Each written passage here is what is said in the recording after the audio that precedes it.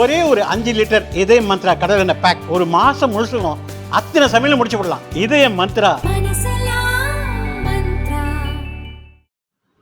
நடைபெற்றுக் கொண்டிருக்கிற ஸ்டாலின் திமுக ஆட்சியில மக்களுக்கு சேவை செய்வதை விட மக்களுக்கு திட்டங்களை கொண்டு போய் சேர்க்கின்ற அந்த பணிகளை செய்கிற நேரத்தை விட அனைத்து இந்திய அண்ணா திராவிட முன்னேற்ற கழகத்தின் மீது அவதூறுகளை அள்ளி வீசுவதிலே தான் அதிக நேரத்தை திமுக செய்து கொண்டிருப்பது இப்போது நாம் பார்க்கிற நடைமுறை.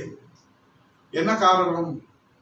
அனைத்து இந்திய அண்ணா திராவிட முன்னேற்ற கழகத்தை புரட்சித் தலைவர் எம்ஜிஆர், புரட்சித் தலைவர் அம்மா அவருடைய மறைவுக்கு பிறகு ஒரு சாமானிய தலைமை தாங்கி வழிநடத்தி கட்டுக்கோப்பாக, இராணுவ கட்டுக்கோப்பாக இன்றைக்கு இந்தியாவிலே எல்லோரும் ஒரு மதிக்கின்ற, எல்லோரும் பாராட்டுகின்ற வகையில புரட்சி தமிழையா எடப்பாடியார் ஒரு விவசாய மகனாக பிறந்து இன்றைக்கு அனைத்து இந்திய அண்ணா திராவிட முன்னேற்ற கழகத்தை இன்றைக்கு இமயவன உயர்த்தி இருக்கின்றார்கள்.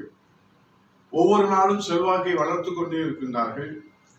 அது 2026 அனைத்து இந்திய அண்ணா திராவிட முன்னேற்ற கழக கூட்டணி புரட்சி தமிழையா எடப்பாடி அவர்கள் தலைமையில மாபெரும் வெற்றி பெற்று அம்மாவின் ஆட்சி, புரட்சி தலைவர் எம்ஜிஆர் ஆட்சி மலர்வதற்கு இங்கே ஒவ்வொரு நாளும் அச்சாரம் அமைத்துக் கொண்டிருக்கின்றார்கள்.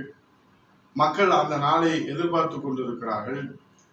இந்த பயத்திலே தான் ஆளுகிற திமுக அரசு தங்களுடைய அரசாங்கம் கைவிட்டு விடுமோ என்கிற அச்சத்திலே எல்லை மீறி அவர்கள் இன்றைக்கு அவதூறுகளை பரப்புவது, அது எந்த பிரச்சனையாக இருந்தாலும் அதை மடைமாற்றம் செய்வது அல்லது திசை திருப்புவது, அண்ணா திராவிட முன்னேற்ற கழகத்தின் மீது அவதூறு பரப்புவது, இதற்கு அவர்கள் செலவிடுகிற நேரம் தான் அதிகமே தவிர மக்களுக்கு சேவை செய்கிறத, திட்டங்கள் செய்வது, வளர்ச்சிக்கான அந்த திட்டங்களை கொண்டு வருவது, வறுமையை போக்குவது, வேலைவாய்ப்பை பெற்றுத் தருவது, சட்டம் ஒழுங்கை கட்டுப்படுத்துவது, பாலியல் வன்கொடுமை கட்டுப்படுத்துவது, விலைவாசியை கட்டுப்படுத்துவது, இதையெல்லாம் அவர்கள் கண்டும் காணாமல் இருப்பதற்கு, ஏனென்றால் அவர்களுக்கு நேரம் போதவில்லை. இப்போது சமீபத்தில் கீழடியை பற்றி அவதூறு பரப்பினார்கள். மாண்புமிகு நம்முடைய வருங்கால முதலமைச்சர், மக்கள் முதல்வர் புரட்சி தமிழையா எடப்பாடி அவர்கள் கீழடிக்கு ஆற்றியிருக்கிற பங்களிப்பை ஆதாரத்தோடு வெளியிட்டதற்கு பிறகு இப்போது முருக பக்தர்கள் மாநாட்டை அவர்கள் வம்புக்கு இழுத்திருக்கிறார்கள். பேரறிஞர் பெருந்தகை அண்ணா அவர்கள் மாற்றான் தோட்டத்து மல்லிகைக்கு மனம் உண்டு என்ற அவருடைய கூற்றின்படி அந்த முருக பக்தர்கள் மாநாட்டுக்கு அவர்கள் அழைப்பு கொடுத்தார்கள். அந்த அன்பான அழைப்பை ஏற்று அதிலே முருக பக்தர்கள் என்கிற அடிப்படையிலே தான் அதிலே கலந்து கொண்டோம். அரசியல் அதிலே இல்லை என்பதை நீதிமன்றமும் அதிலே உறுதியாக தீர்ப்பு வழங்கியிருந்தது. ஆகவே அரசியல் இல்லாத முருக பக்தர்கள் மாநாடு, முருக பக்தர்கள் பங்கேற்கிறார்கள், அழைப்பு கொடுத்திருக்கிறார்கள். அந்த அழைப்பை ஏற்று முருக பக்தர்கள் என்கிற அடிப்படையிலே அதிலே பங்கேற்றோம். அதிலே அரசியல் இருக்காது என்கிற நம்பிக்கையோடு.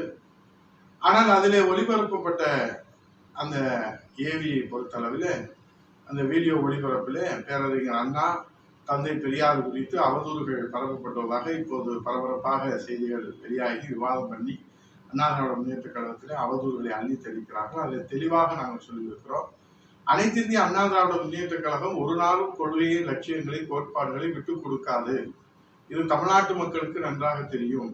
ஏன் ஆளுகிற திமுகவுக்கும் நன்றாக தெரியும். ஆனால் அண்ணா திராவிட முன்னேற்ற கழகத்தின் மீது அவதூறு பரப்புவதற்கு ஏதாவது சாக்கு போக்கு கிடைக்காதா என்கிற வகையிலே தான் அவர்கள் தொடர்ந்து அவதூறுகளை பரப்புகிறார்கள். பொதுச் செயலாளர் புரட்சி தலைவர் எடப்பாடியை பொறுத்தளவில் பேரறிஞர் அண்ணா அவர்களை பற்றியும் புரட்சி தலைவர் அம்மா அவர்களை பற்றியும் அவதூறாக பேசிய காரணத்தால் தான் என்ன முடிவெடுத்தார் என்பது தமிழ்நாட்டு மக்களுக்கு நன்றாக தெரியும். அதை திரும்ப இந்த நேரத்தில் திராவிட முன்னேற்ற கழகத்திற்கு நான் நினைவு கூற கடமைப்பட்டிருக்கிறேன். உங்களைப் போல எல்லாவற்றுக்கும் சரி செய்து கொண்டு, காம்ப்ரமைஸ் செய்து கொண்டு ஆட்சி அதிகாரத்தை தக்க வைத்துக் கொள்கிற தலைவர் அல்ல. மக்கள் தலைவர் புரட்சி தலைவர் எடப்பாடி அவர்கள் நெஞ்சுறுத்தோடு, காவிரி பிரச்சனை கூட்டணியில இருந்தோம், நெஞ்சுறுத்தோடு அந்த உரிமைக்காக போராடி தமிழக உரிமையை பெற்றுக் கொடுத்தார். இப்போது எதிர்கட்சியிலே 100 நாள் வேலைவாய்ப்பு திட்டத்திற்கான அந்த சம்பள தொகையை கூட புரட்சி தலைவர் எடப்பாடியார் அவர்கள் தான் மத்திய அரசிலே இன்றைக்கு எடுத்து வைத்து அதில் வெற்றியை பெற்றிருக்கிறார். ஆக ஆளுகிற கட்சியாக இருந்தாலும் எதிர்கட்சியாக இருந்தாலும் அண்ணா திராவிட முன்னேற்ற கழகம் தமிழக மக்களுடைய வளர்ச்சிக்காக, அதனால்தான் பாரதிய ஜனதா கட்சியோடு அண்ணா திராவிட முன்னேற்ற கழகம் கூட்டணி வைத்திருக்கிறது என்பதை தமிழ்நாட்டு மக்கள் நன்றாக அறிவார்கள், திமுகவும் நன்றாக அறியும். ஆகவே இன்றைக்கு இருக்கக்கூடிய இந்த விவாதத்திற்கு முற்றுப்புள்ளி வைக்கின்ற வகையில அந்த மாநாட்டில ஏற்படுத்தப்பட்ட தீர்மானங்கள், அதுல உறுதிமொழிகள் அண்ணா திராவிட முன்னேற்ற கழகத்திற்கும் அதற்கும் சம்பந்தம் இல்லை. அவர்கள் என்ன நடைமுறைகளை கையாள போகிறார்கள் என்பது நமக்கு தெரியாது. அந்த அவதூறு வீடியோ என்பது ஒளிபரப்ப போகிறார்கள் என்பது நமக்கு தெரியாது.